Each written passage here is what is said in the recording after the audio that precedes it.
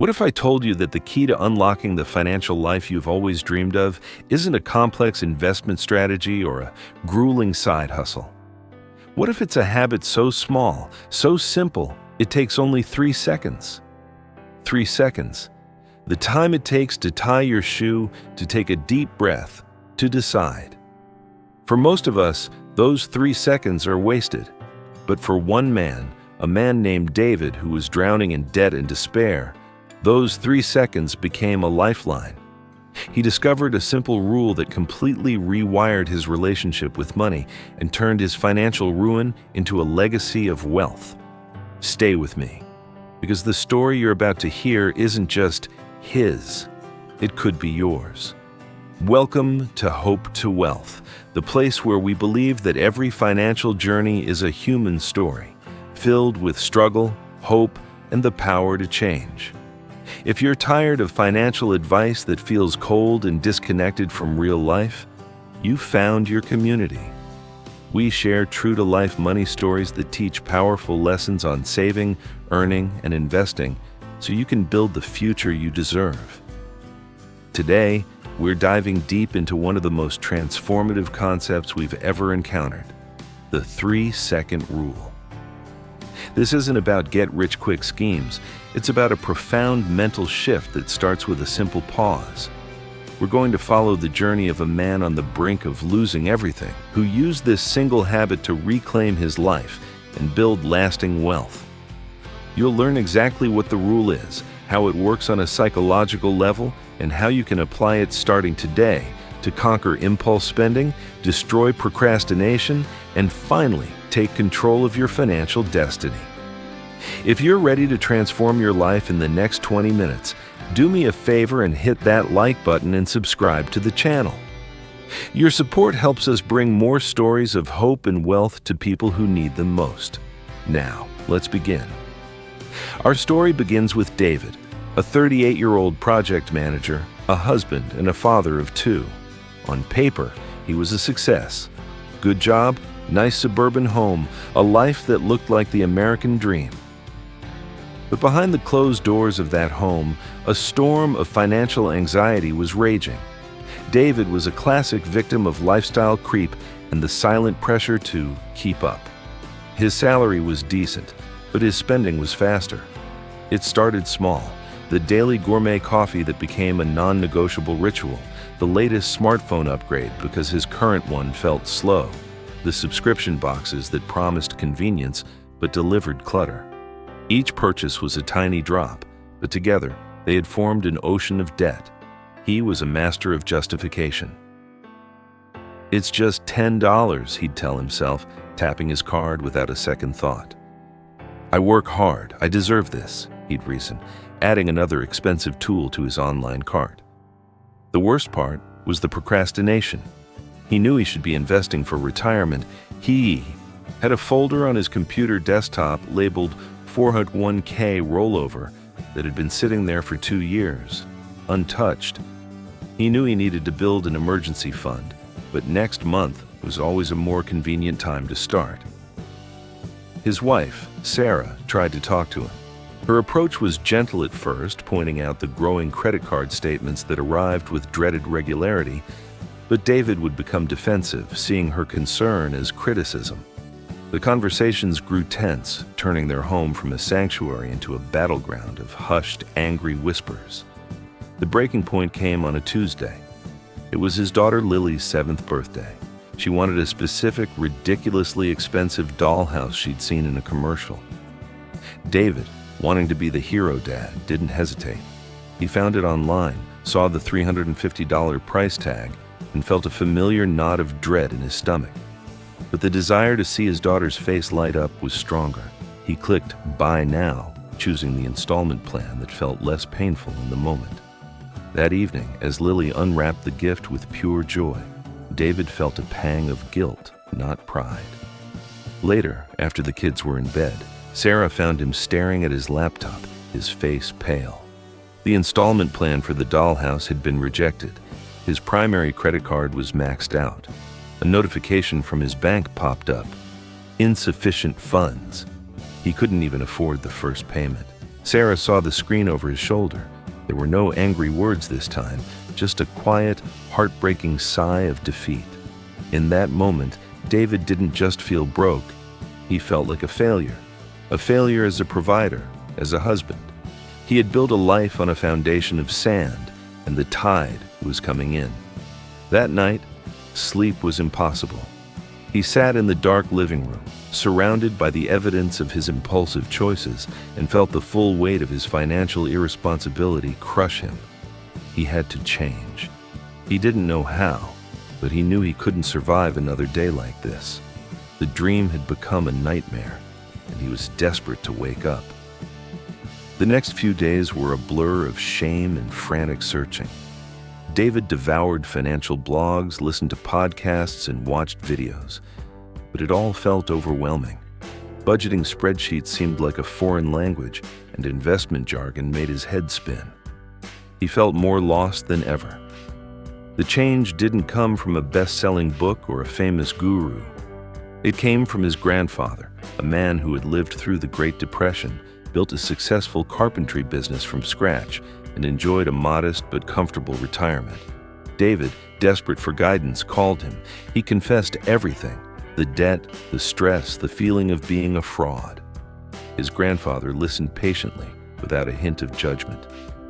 When David finished, there was a long pause. "David," he said, his voice raspy but firm, "your problem isn't your salary, it's your speed. You're living life in a blur, making million-dollar decisions in a microsecond." He went on to explain.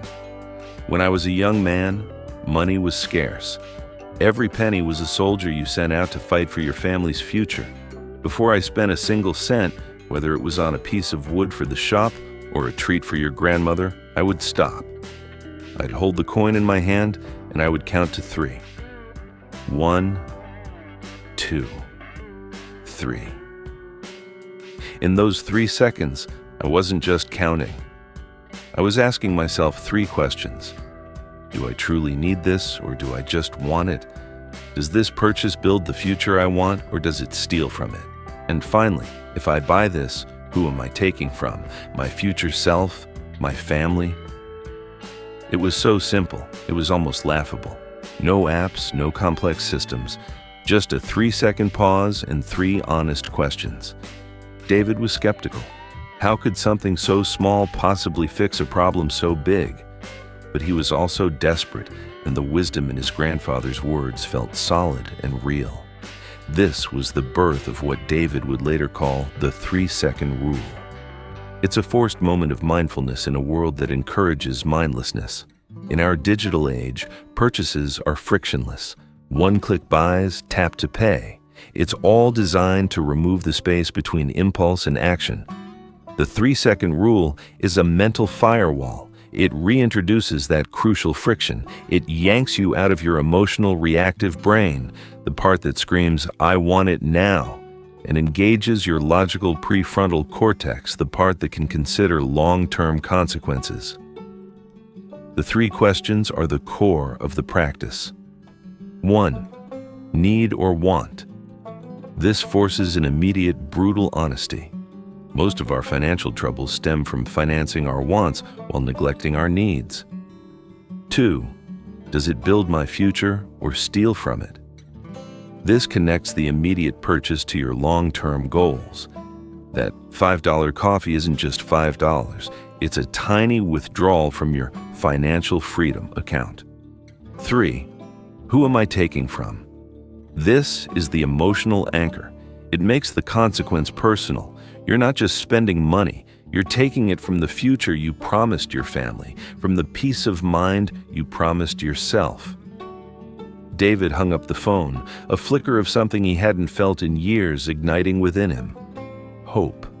It wasn't a grand, complicated plan. It was a single, manageable step. Stop. Count to 3. Ask the questions. His journey back from the brink was about to begin, one 3-second decision at a time. If this story is resonating with you and you're getting value from this, please take just 1 second to hit that like button and subscribe to Hope to Wealth. It helps us create more content just like this. Armed with his grandfather's wisdom, David decided to put the 3-second rule to the test. He knew he had to start with the small battles, the daily leaks that were sinking his financial ship. His first challenge came the very next morning. As he drove to work, his car automatically turned towards the drive-thru of his favorite coffee shop. It was pure muscle memory. The smell of roasted beans seemed to call to him. As he pulled up to the speaker, his hand already reaching for his wallet, his grandfather's voice echoed in his mind. "Stop." David took a deep breath. He put the car in park. 1. He felt the craving, the justification bubbling up. "It's just a coffee, it helps me focus." 2. He closed his eyes. Need or want? It was a want, a strong one, but a want nonetheless. Does this build my future or steal from it? He pictured the $6 charge on his already bloated credit card statement. It was a tiny theft, but a theft all the same. 3. Who am I taking from? He saw his daughter's face, not the fleeting joy of the dollhouse, but the lasting security he wanted to provide for her. The image was powerful. He put the car back in drive and pulled away from the speaker, his heart pounding with a strange mix of anxiety and exhilaration. He had won. It was a small victory, but it felt monumental. That day at the office, an email popped up. "Flash sale, 50% off all electronics." David's mouse hovered over the link. The temptation was immense. He loved gadgets. The thrill of unboxing something new was a high he constantly chased. But again, he forced the pause. 1. The urge to click was almost physical. 2.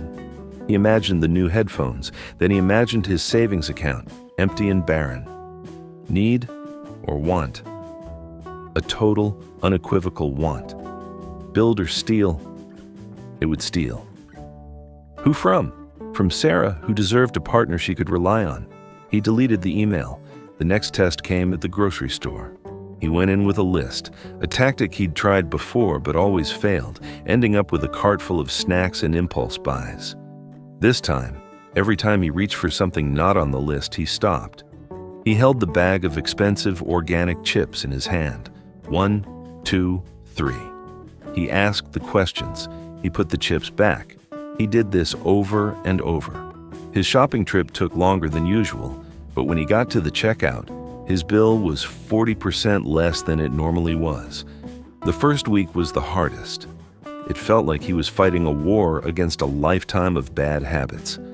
His brain was wired for instant gratification, and the 3-second pause was a painful interruption of that circuit.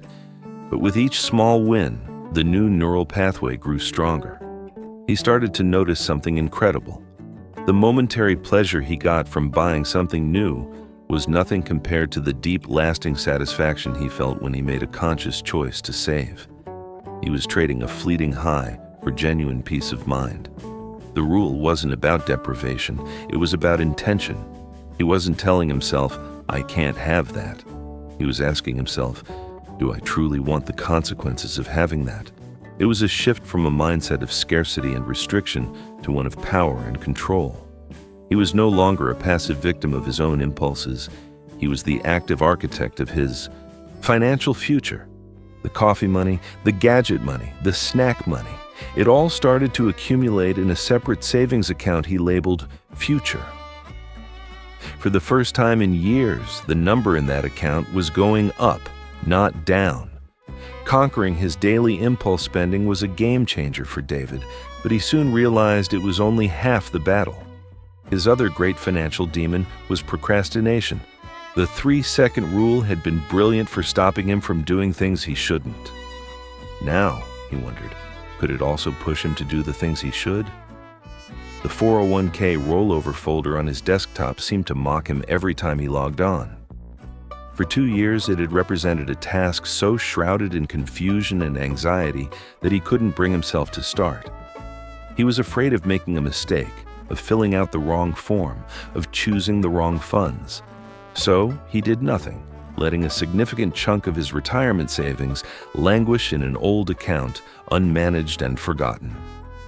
One evening, staring at the folder, he decided to try a new application of the rule. He realized his inaction was also a decision to let fear win. He closed his eyes. 1.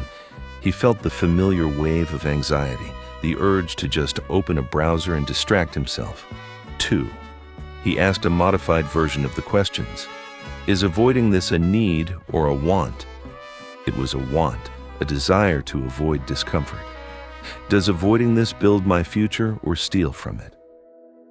Every day he delayed, he was stealing potential growth from his future self, the 65-year-old David who would depend on these funds. 3. Who am I taking from? He was taking from the retired version of himself and Sarah, robbing them of security and freedom. He opened his eyes, clicked on the folder, and opened the first document. He didn't tell himself he had to finish it all at once. He just had to start. He used the rule in microbursts. When he got to a confusing term, instead of closing the window, he'd pause. 1, 2, 3. Then he'd open a new tab and search for the definition. When he needed to make a phone call to the brokerage firm, a task he dreaded, he paused. 1, 2, 3. Then he picked up the phone and dialed. He broke the monumental task into a series of small 3-second decisions to act. It took him 3 evenings, but he finally completed the rollover. The feeling of relief was immense, far greater than any anxiety he had felt before. This success emboldened him. He applied the same logic to his other procrastinated tasks. Setting up an emergency fund. He had always thought he needed a large lump sum to start. The rule helped him realize that was just an excuse. He used the 3-second pause to overcome the hesitation, then logged into his bank and set up an automatic transfer of just $50 a week. It wasn't much, but it was a start. Talking to Sarah about a real budget. This was the scariest task of all. He feared it would lead to another fight, but using the rule, he paused, recognized his fear, and chose to act anyway. He approached her not with defensiveness, but with humility. "I need your help," he said. That conversation, born from a 3-second decision to be vulnerable, was the first truly productive financial talk they'd had in years. They worked together, not as adversaries, but as partners. The 3-second rule became a tool against inertia. It taught David that the energy required to start something is always greater than the energy required to continue it. The rule was the spark that overcame the initial friction, whether the goal was to avoid a bad action or to initiate a good one. It was his weapon against the "I'll do it later" mindset that had kept him trapped for so long. He was no longer just plugging leaks. He was actively building a new, stronger foundation. And if you're finding this story helpful for breaking through your own procrastination, show some love by hitting the like button and subscribing. Your support is what keeps our channel going. A year passed, then 2. The 3-second rule was no longer a conscious, effortful practice for David. It had become an ingrained habit, an automatic part of his decision-making process. The change in his financial situation was staggering, but the true transformation, the ripple effect, was something he could never have predicted. Financially, the results were clear. His consumer debt, once a crushing weight, was gone. That high-interest credit card balance was the first thing he and Sarah had attacked and eliminated. The future savings account had grown into a robust 6-month emergency fund, a buffer that brought a sense of security he hadn't realized was possible. His retirement accounts, now consolidated and actively contributed to, were growing steadily, powered by the magic of compound interest he'd ignored for so long. They even started a college savings plan for their kids. They weren't rich in the flashy millionaire sense of the word.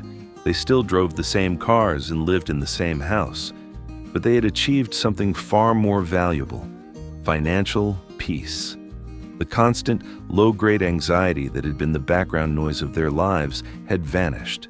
It was replaced by a quiet confidence and a sense of control. But the most profound changes were the ones that didn't show up on a bank statement. David's relationship with Sarah was transformed. Money was no longer a source of conflict, but a topic of collaboration. Their budget meetings became dream sessions, where they planned for family vacations, home improvements, and their future together. The trust that had been eroded was rebuilt, stronger than before. He became a better father. Freed from the constant stress and guilt, he was more present with his children. He taught them about money not through lectures, but through his actions. When Lily asked for an expensive toy instead of a tense no, he would have a conversation with her about choices, saving, and goals. He was teaching them the principles of the 3-second rule without even naming it. David himself had changed. The impulsivity that had driven his spending had also affected other areas of his life. He was often quick to anger, impatient, and reactive. The practice of pausing before a financial decision had bled into his emotional life. He found himself pausing before reacting in a stressful meeting at work. He would take a 3-second breath before responding to a frustrating email. He became a more thoughtful, deliberate, and respected leader. He even applied it to his health, using the pause to choose a healthy meal over junk food or to motivate himself to go to the gym instead of sinking into the couch. The 3-second rule, which started as a desperate trick to stop spending money, had become a comprehensive life philosophy. It was about creating a space between stimulus and response. In that space, he found his freedom. He found the power to choose the man he wanted to be, not just the man his impulses told him to be. His grandfather's simple advice had done more than fix his finances. It had given him back his life, his family, and his self-respect. It was the ultimate proof that the most profound transformations often begin with the smallest, most unassuming changes. David's story is a powerful testament to how a small, intentional habit can create massive, life-altering change. But this isn't just his story. The principles of the 3-second rule are universal, and you can start applying them to your own life the moment this video ends. So, let's make this practical. How do you, the person watching this right now, implement this rule and start your own transformation? I'm going to give you a simple 3-step action plan. Step 1. Identify your battlefield. You can't fight a war on all fronts at once. For the next 7 days, I want you to pick the one area where you feel the most out of control. Is it the morning coffee run like David? Is it mindless Amazon scrolling late at night?